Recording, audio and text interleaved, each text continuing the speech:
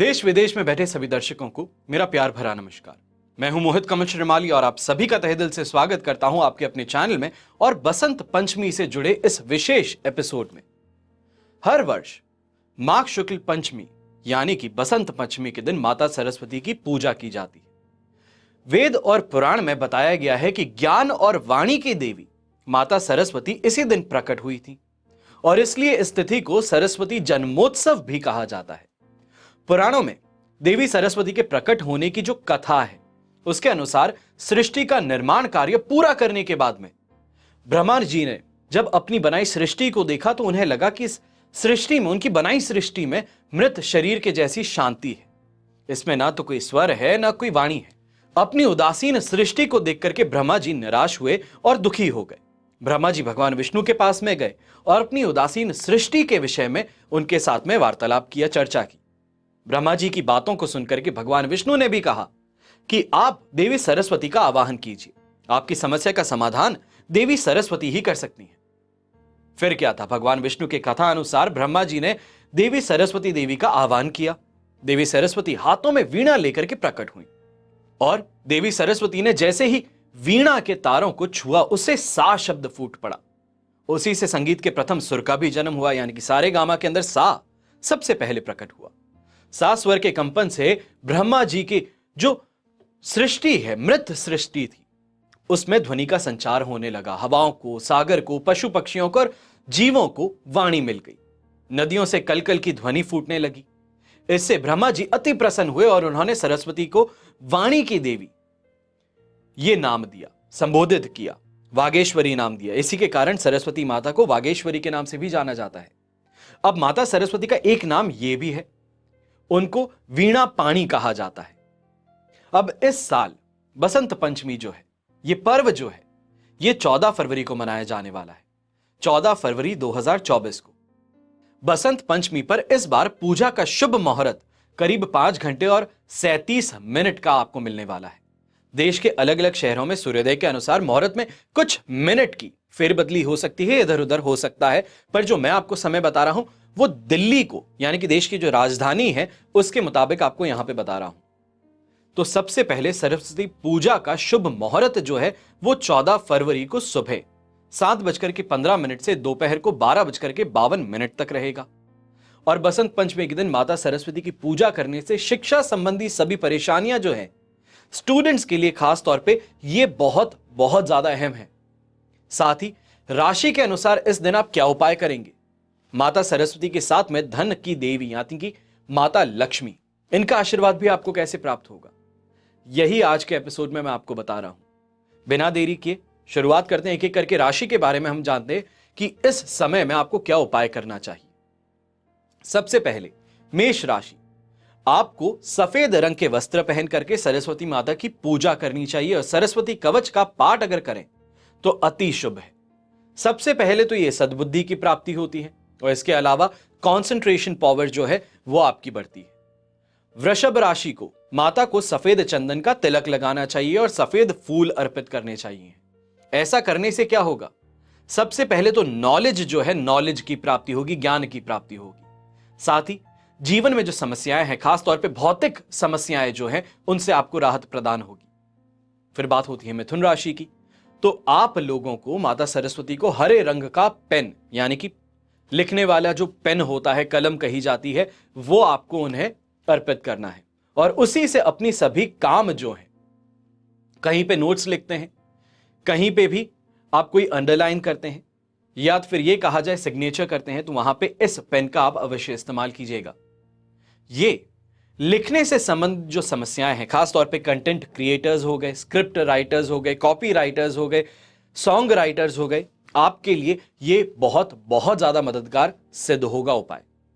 फिर बात होती है कर्क राशि की, तो आप लोगों को माता सरस्वती को खीर का भोग अवश्य ही लगाना चाहिए।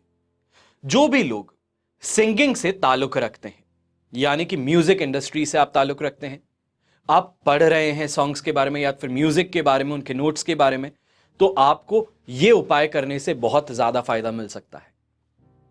फिर बात होती है सिंह राशि की, तो आपको माता सरस्वती की पूजा के दौरान गायत्री मंत्र का जाप अवश्य ही करना चाहिए। विदेश में रह करके अगर पढ़ाई कर रहे हैं तो यहां पे आप बहुत ज्यादा सक्सेस देख सकते हैं। और वहीं पे जो इंडिया में बैठे स्टूडेंट्स हैं, अगर आप चाहते हैं या कहीं पे भी देश में स्टूडेंट्स जो हैं वो ये चाहते हैं कि फॉरेन एजुकेशन की आपको प्राप्ति हो, तो वो इस छोटे से उपाय से आपकी पूरी हो सकती है। फिर बात होती है कन्या राशि की।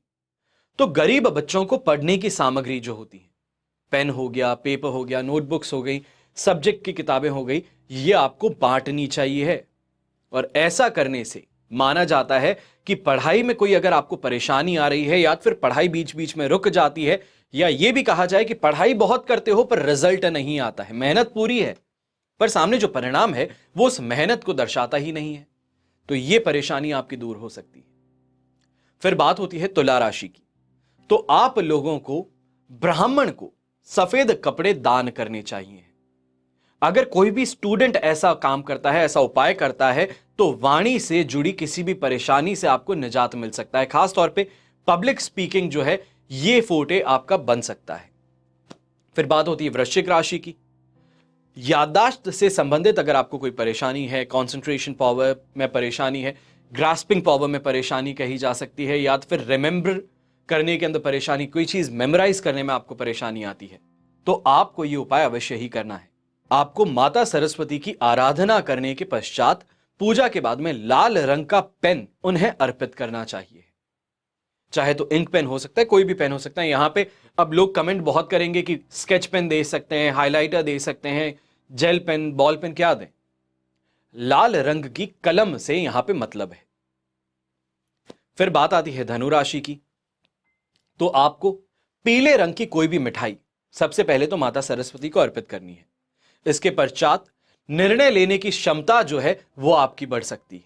साथ ही उच्च शिक्षा की इच्छा भी माता सरस्वती आपके अवश्य ही पूरी करेंगी।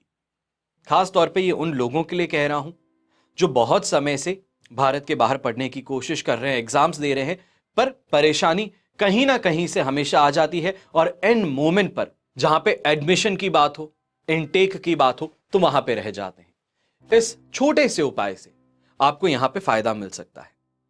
फिर बात आती है मकर राशि की। तो आपको निर्धन व्यक्ति को सफेद रंग का अनाज दान करना है। ऐसा करने से माता सरस्वती की कृपा प्राप्त होगी और वहीं पे जिसको हम कहते हैं कि ग्रास्पिंग पावर बढ़ जाना, इंटेलिजेंस बढ़ जाना, वो आपको देखने को मिलेगा। या ये कहा जाए कि बुद्धि बल जो है वो वहां पे विकास होगा। अब बात होती है कुंभ राशि की। तो आप लोगों को गरीब बच्चों में स्कूल बैग और दूसरी जरूरी चीजें दान करनी चाहिए। चाहे जरूरी नहीं है कि स्कूल बैग ही दें, स्कूल को डोनेशन भी दे सकते हैं। चाहे फर्नीचर का डोनेशन हो, खरीद करके वो दिलवा सकते हैं, या फिर स्कूल के अंदर कंप्यूटर की जरूरत है, स्मार्ट टीचिंग आज के जैसे हो रही है, स्मार्ट क्लासेस हर जगह बनती है। अगर आप चाहते हैं आपके आसपास में कोई गवर्नमेंट स्कूल है, सरकारी स्कूल है और वहां पे आप कुछ मदद करना चाहते हैं, तो ये भी कर सकते हैं। ऐसा करने से सबसे पहले तो स्वयं में एक बहुत ही, जिसको हम कहते हैं कॉन्फिडेंस, आत्मविश्वास, वो आपका बढ़ेगा। और दूसरा, यहां पे ऐसा छोटा सा उपाय करने से आप अपनी संतान के अंदर भी शिक्षा से संबंधित बड़े बदलाव देखेंगे। कंसंट्रेशन बढ़ेगा, ग्रास्पिंग पावर बढ़ेगी, बेटर परफॉर्मेंस उनको देखने को मिलेगी। अब बात करते हैं मीन राशि की, अंतिम राशि की।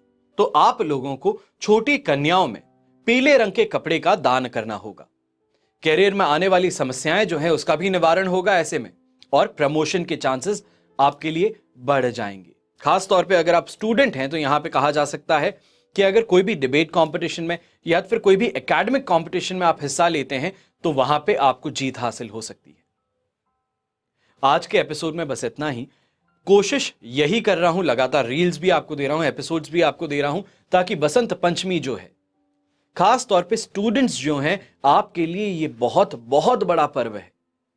अपनी जीवन में जो बेहतरी आप चाहते हैं, जो चाहते हैं कि अच्छे बदलाव हो सकें, अच्छे स्वयं को बना सकें, अच्छी पढ़ाई हो सके, अच्छी परफॉर्मेंस आपकी हो सके, तो ये सभी जो सपने हैं, ये सपने साकार करने के लिए ये छोटा सा उपाय जो है आप अगर करेंगे तो आपको इससे बहुत फायदा मिल सकता है।